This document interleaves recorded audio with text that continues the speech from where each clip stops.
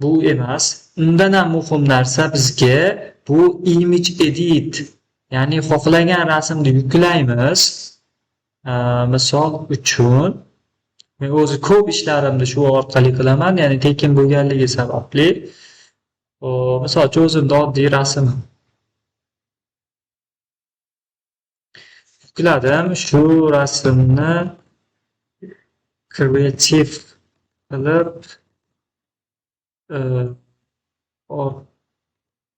sun'iy intellekt postiga moslab deb endi so'rov beradi.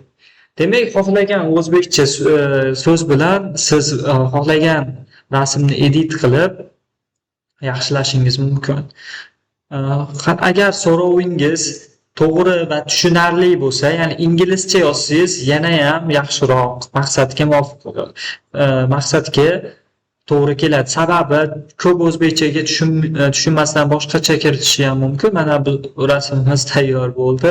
Demak, shunaqa. Keyin bu yerdan o'zingizni brendingizni, logosi, shunga o'xshagan narsalar kiritishingiz mumkin. Bu albatta tekin. Ko'rabsa, hech qanday menga grafik dizayner kerak emas.